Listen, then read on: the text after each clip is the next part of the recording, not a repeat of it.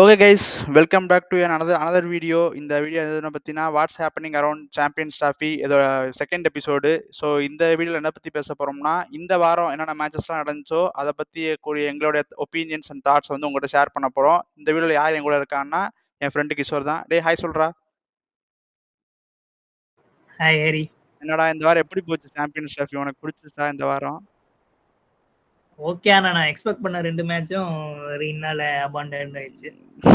சரி okay, first match பத்தி நல்லா தான் இருந்துச்சு. ஆனா நானும் நினைச்சேன் நிறைய மேட்ச் நானும் ஆசைப்பட்டேன். என்ன பண்றது, இயற்கையை தவிர்த்து சண்டை போட முடியாது.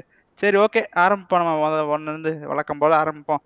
சரி ஓகே, ஃபர்ஸ்ட் மேட்ச் பார்த்தீங்கன்னா பங்களாதேஷ் vs நியூசிலாந்து மேட்ச். பார்த்தா நியூசிலாந்து வந்து டாஸ் ஜெயிச்சாங்க இந்த மேட்ச். அதாவது இந்த மேட்ச் பங்களாதேஷ் ஜெயிச்சாதான் பாகிஸ்தானுமே இந்த மேட்ச் பார்த்துக்கிட்டு இருந்தாங்க. ஜெயிச்சாதான் அவங்களுக்கு ஒரு ஹோப் இருக்க மாதிரி இருந்தது. ஸோ நியூசிலாந்து டாஸ் ஜெயிச்சா அவங்க ஃபர்ஸ்ட் பவுலிங் சூஸ் பண்ணானுங்க. எனக்கு 11லயே ஒரு இதாச்சு. ரவீந்திரா உள்ள வந்து மிச்சல வெளியே துரத்தி விட்டாங்க. அது என்னன்னு தெரியல. ஸோ பார்த்தீங்கன்னா ஓப்பனிங்ல வந்து வந்தானுங்க, கொஞ்சம் தான் ஆடினாங்க. பட் தன்சின் ஹசன் கொஞ்சம் பரவாயில்ல, ஒரு டீசெண்டாக ஸ்டார்ட் கொடுத்தான். பட் கேப்டன் இந்த மேட்ச் சூப்பராக ஆடினா, 77 ரன் அடிச்சான். கொஞ்சம் கரெக்டாக அடிச்ச மாதிரி இருந்துச்சு. ஆனா மைக்கேல் பிரேஸ்வெல் வந்தான் வாட்டுக்கு. அதாவது அவனே இதுல சொன்னான், எனக்கு 10 ஓவர் கொடுப்பாங்கன்னு நினைச்சு கூட பார்க்கல. பட் பார்த்தா 10 ஓவர் கொடுத்துட்டாங்க. அவன் வாட்டுக்கு வந்து 4 விக்கெட் எடுத்துட்டு போயிட்டான். எல்லாம் வரானுங்க சுத்துறானுங்க. எனக்கு பங்களாதேஷ்ல இந்த எக்ஸ்பீரியன்ஸ் பிளேயர் என்ன பண்றாங்கன்னே தெரியல. அவங்க இந்த முகமதுல்லாவும் ஒருத்தர் இருக்காங்க, முஸ்தாபிசூரும். அவங்க 2 பேரும் வந்து என்ன பண்றாங்கன்னே தெரியல. வர்றாங்க, ஒரு ரெஸ்பான்சிபிலிட்டி இருக்க மாதிரியே தெரியல.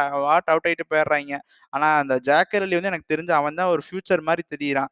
எல்லா மேட்சும் கரெக்டா வந்து அடிச்சிடுறான். இந்த மேட்ச் கூட அடிச்சாங்க. பட் கடைசியில ஒரு ரன் அவுட், அது கடைசியில ரன் அவுட் ஆயிட்டான். பட் அதுவும் ஒரு நல்ல ஒரு இன்னிங்ஸ். அதுக்கப்புறம் பாத்தீங்கன்னா இந்த ரஷீத் ஹுசேன் வந்து பரவாயில்ல, சும்மா ஒரு அடிச்சான். பட் அதனால ஒரு 236 ரன்ஸ் அடிச்சாங்க. ஒரு இது என்ன ஸ்கோர்னே தெரியல. பட் ஆனா இவங்க நியூசிலாந்து உங்களுக்கே தெரியும். வேணா வில்லியங் இந்த மேட்ச் அவுட் ஆயிட்டான் எப்படியோ. கான்வே இது மாதிரி டீசெண்டா ஆடினா. பட் கெயின் வில்லியம்சன் டச்சில் இருக்க மாதிரி தெரியல. பட் பார்த்தா ரச்சின் ரவீந்திரா செமையா ஆடினா. வந்து திருப்பி வில்லியங்குக்கு ஒரு காம்படிஷன் கொடுத்த மாதிரி இருந்து ஒரு சூப்பரா செம்ம பேட் ஃப்ளோ செம்மையா அடிச்சு சூப்பரா அடிச்சிட்டான்.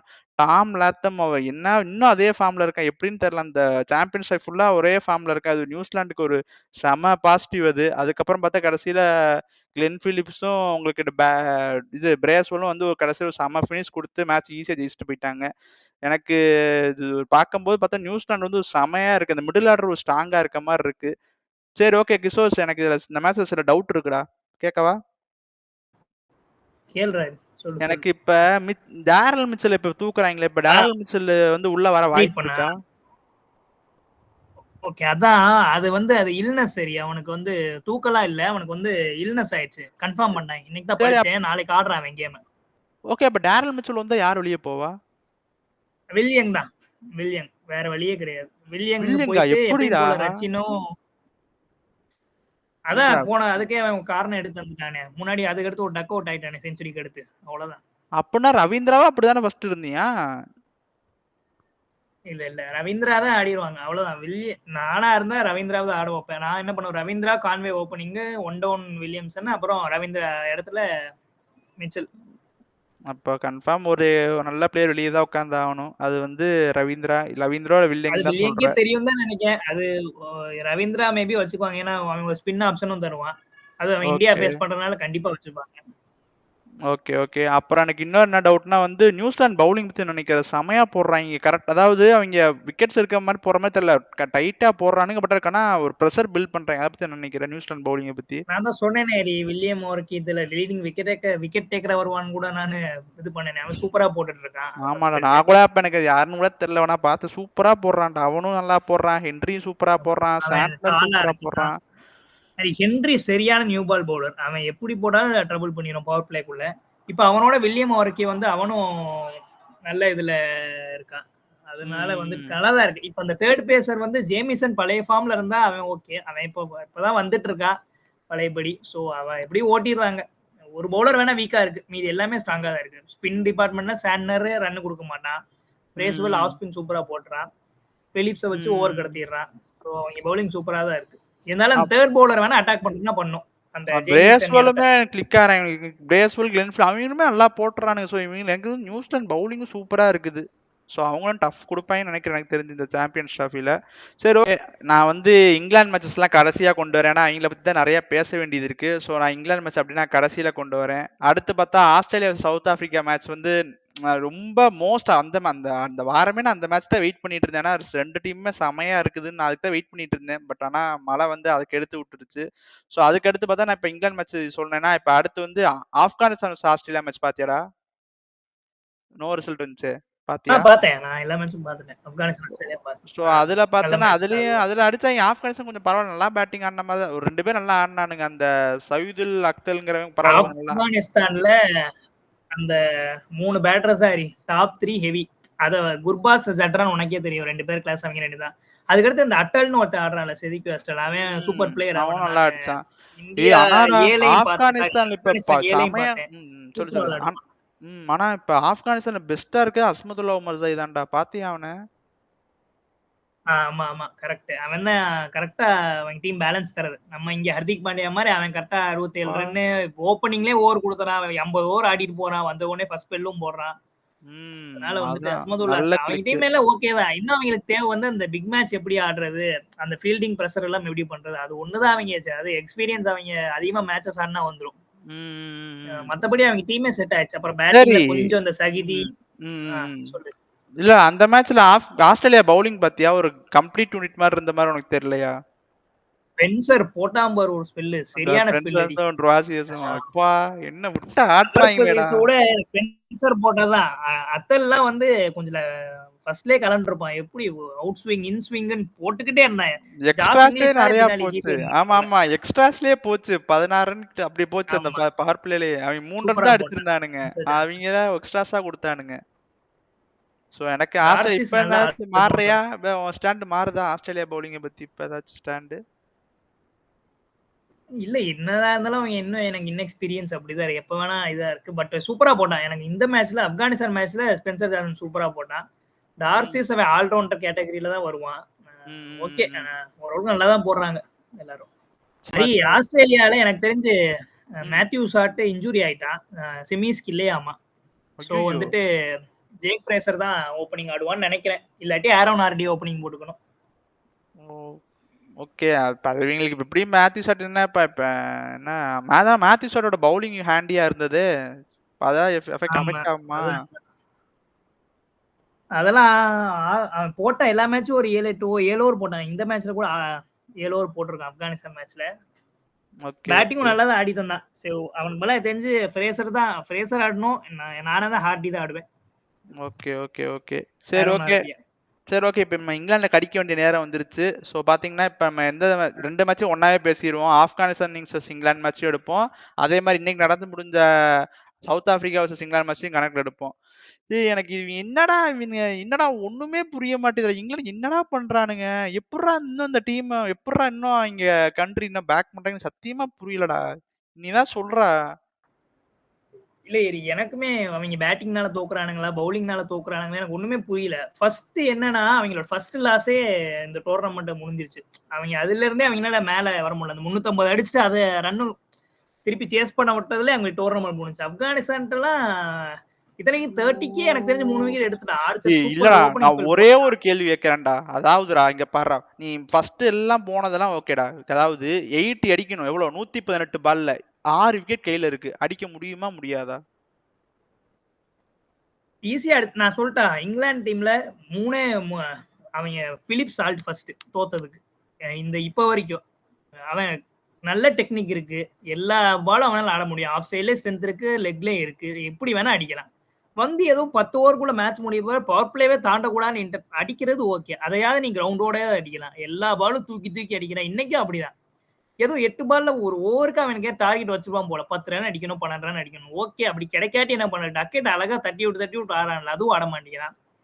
ஜேமி ஸ்மித் அவன் எங்க ஒன் டவுன்ல ஆடுற அளவுக்கு எனக்கு ஒன்றும் தெரியல. ரூட்டை போட்டு அவன் அட்லீஸ்ட் அவனை பால் ஓல்ட் ஆனதுக்கு அப்புறமா கடைசியில பாட்லருக்கும் ப்ரூக்குக்கும் நடுவில் ஆட விட்டுருக்கலாம். அதுவும் பண்ணல. சரி ஜேமி ஸ்மித் கூட அவனுக்கு இது ஃபர்ஸ்ட் டோர்னமெண்ட் தான். பிலிப் சால்ட் ஃபர்ஸ்ட், அதுக்கு அடுத்து ஹாரி ப்ரூக், அவன் வைஸ் கேப்டன்.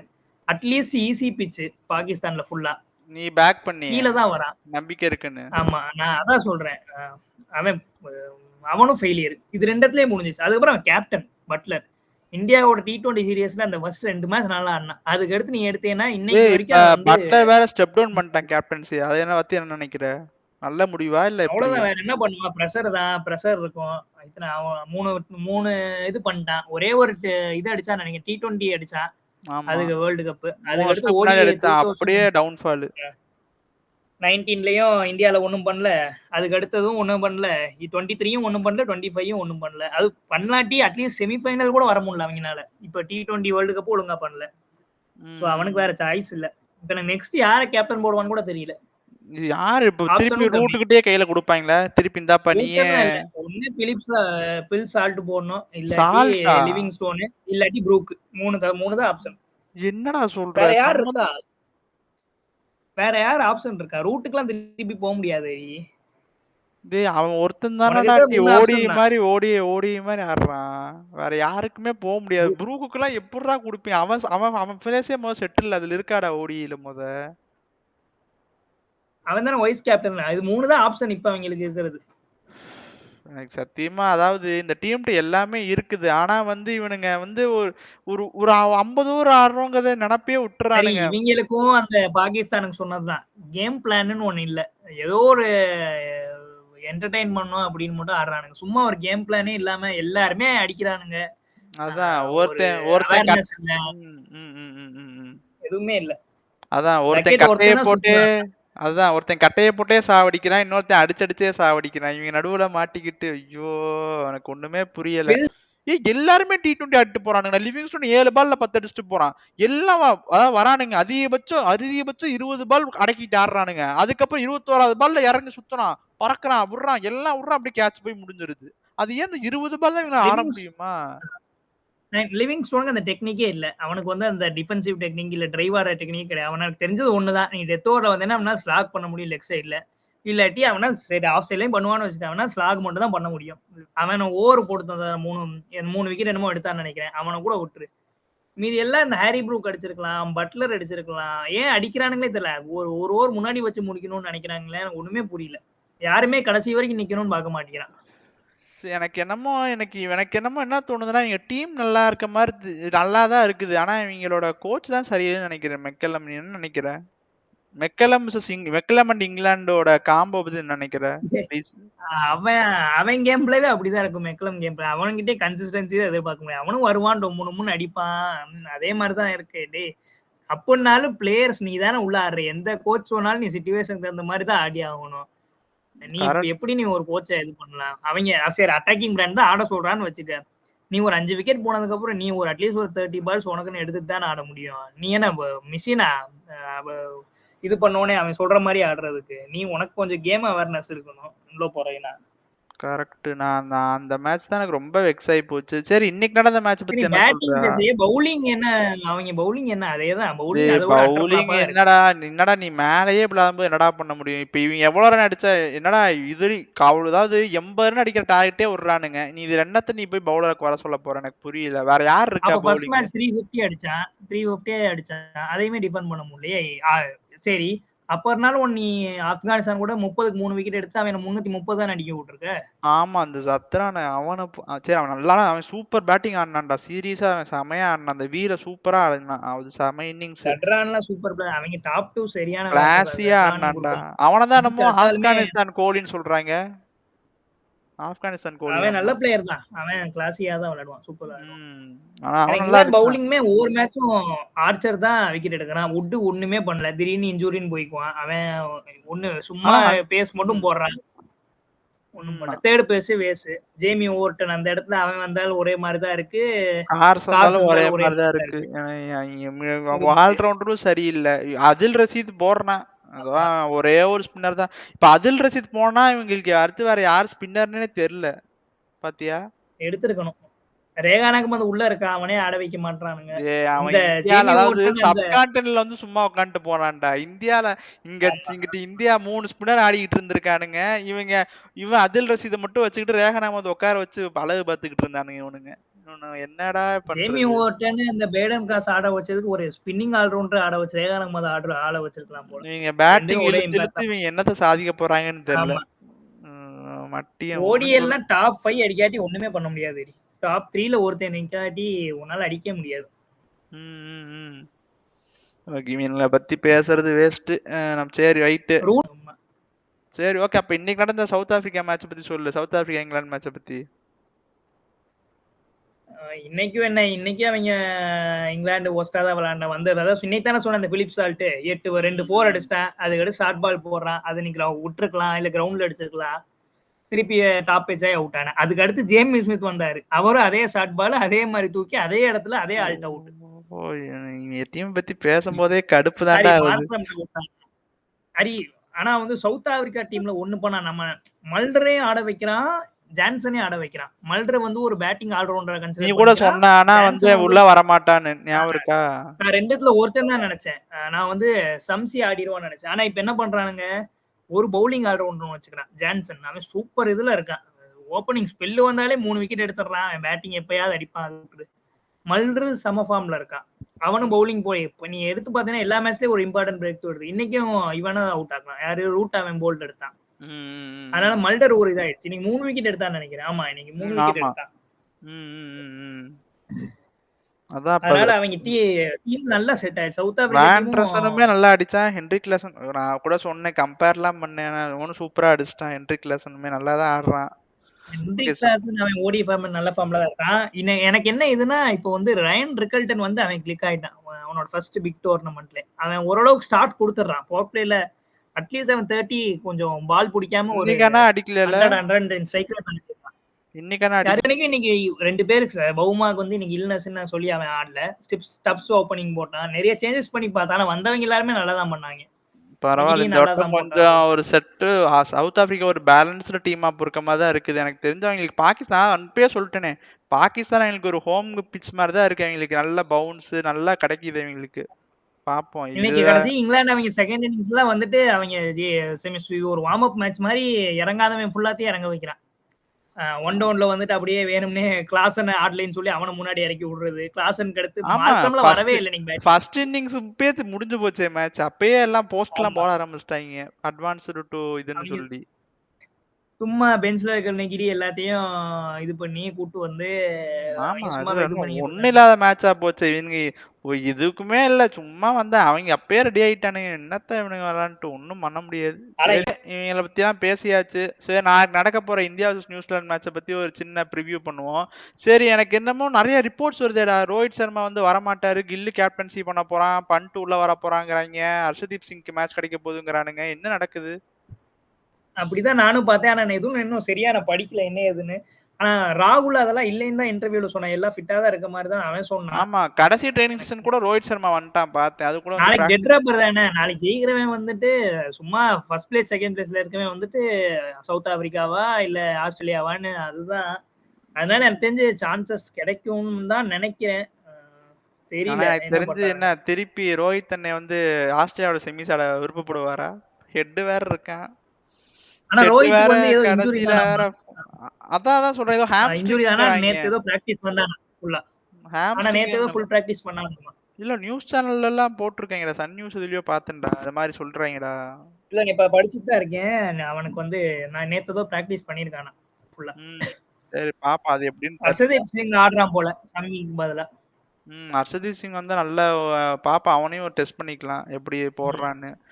நீ சொன்ன மாதிரி வேணா வருண் சக்கரவர்த்திய வேணா ஆட வைக்கலாம். அதான் அது பண்ணுவாங்களா, குல்தீப் உட்கார வச்சுட்டு ரெஸ்ட் கொடுத்துட்டு. நாளைக்கு வேணா பண்ணலாம். ஆனா யாருமே அந்த பிக் ஒரு மேட்சுக்கு முன்னாடி பண்ண மாட்டாங்க. சாம்பியன்ஸ் ட்ராஃபி என்னடா வேர்ல்டு கப் மாதிரியா 10 மேட்சா? நம்ம மொத்தமே இன்னும் 2 மேட்ச் தான். நமக்கு ஏன் இவ்வளவு ஈஸியா இல்ல, நமக்கு ஈஸியாக்கான அந்த 2 தெய்வங்கள்னாலதான் நம்ம இவ்வளவு ஈஸியா இருக்கும் இன்னைக்கு. பங்களாதேஷ், பாகிஸ்தான் ஒரே வாரத்துல முடிச்சு பேக்கப் பண்ணிட்டு போயிட்டானுங்க. அவனுங்கனாலதான் நம்ம ஜாலியா இருக்கும். நம்ம பூல்ல வந்து மதிக்கவே இல்லை அவனும். என்னடான்னா இங்க மழை வந்தனாலதான் இப்படி இல்ல, இந்த செமையா இருந்திருக்கும். நம்ம கூட பி பூல்ல கூட சான்ஸ் சாரி நமக்கு வந்து டவுட் இருந்துச்சு. சவுத் ஆப்பிரிக்காவா, ஆஸ்திரேலியாவா, இங்கிலாண்டா, ஆப்கானிஸ்தான் உள்ள வந்துருமா? இங்க ஃபைட்டே இல்ல நமக்கு. ஷுவரா தெரியும் இந்த 2 பேர் தான் அப்படின்னு. ஐயோ, ஒண்ணுமே சொல்றதுக்கு இல்ல. சரி, வேற ஏதாவது. சரி, இப்ப ஒரு நல்ல மேட்சா இருந்தா ஓகே எனக்கு. நாளைக்கு எந்த எக்ஸ்பெக்டேஷன்லாம் இல்ல எனக்கு. நாளைக்கு நிறைய क्वेश्चंस இருக்கு. அவங்களுக்கு ஒரு டெஸ்ட் தான். அவங்க ஃபுல் டீம் எனக்கு ஒண்ணுமே டெஸ்ட் ஆகல அவங்க டீம். நாளைக்கு பாப்போம் என்னன்னு. பவுலிங் நாளைக்கு டெஸ்ட் ஆகும். ஏன்னா கண்டிப்பா ஹிட் எல்லாம் இருந்தானா ஃபர்ஸ்ட் எடுத்தோனே அடிக்க தான் பாப்பான். ஆமா கன்ஃபார்ம் ஹென்றி இல்ல வில்லியம் ஒருக்கி அட்டாக் தான் பண்ண பார்ப்பான் எனக்கு தெரிஞ்சு. ஆமா. ஸோ நாளைக்கு தான் நியூசிலாண்டோட பவுலிங்கோட ரியல் டெஸ்ட். பேட்டிங் ஓகே, எல்லாருமே சூப்பர் ஃபார்ம்ல தான் இருக்கானுங்க. பவுலிங் நாளைக்கு பார்ப்போம். சரி ஓகே. இந்த வாரம் வந்து பெருசா ஒண்ணுமே மேட்சே இல்லாத, என்னமோ மேட்சே இல்லாத மாதிரி இருக்கு. இந்த வீடியோ பண்ண மேட்சே இல்லாம சும்மா உட்காந்து பேசுன மாதிரி இருந்துச்சு. சரி ஓகே. நெக்ஸ்ட் நாளைக்கு மேக்ஸிமம் வீடியோ வரணும்னு நினைக்கிறேன். பட் வந்து நாளைக்கு தெரிஞ்சிடும் செமிஃபைனல்ஸ் யார் யாருன்னு. ஸோ நாங்கள் அதை பற்றி வந்து ஒரு ஷார்ட் வீடியோவா 2 வீடியோவா ஸ்ப்ரெட் பண்ணி போடலான்னு இருக்கோம். ஸோ அதை நாளைக்கு கன்ஃபார்ம் பாருங்க. ஸோ நாங்கள் எங்களோட கருத்தெல்லாம் சொல்லிட்டோம். உங்களுக்கு ஏதாச்சும் கமெண்ட்ஸ் நாங்கள் சொன்னது தப்பாக இருந்துச்சா அதையும் நீங்கள் கமெண்ட்ஸில் போட்டுருங்க. மறக்காம வீடியோ லைக் பண்ணுங்கள், ஷேர் பண்ணுங்கள், கமெண்ட் பண்ணுங்கள், சப்ஸ்கிரைப் பண்ணிட்டு பெல்ல ஆளில் போட்டுங்க. அப்போ தான் நான் வர வீடியோலாம் உங்களுக்கு எல்லாம் பார்க்க முடியும். அப்புறம் ஃபுல்லாக வீடியோ பாருங்கள். அப்போ தான் நான் பேசுறதெல்லாம் உங்களுக்கு புரியும். வேறு ஏதாவது சொல்லணுமா இல்லை பாய் சொல்கிறியாடா? இல்லை, பாய் தான். சரி okay. Bye bye. Bye by.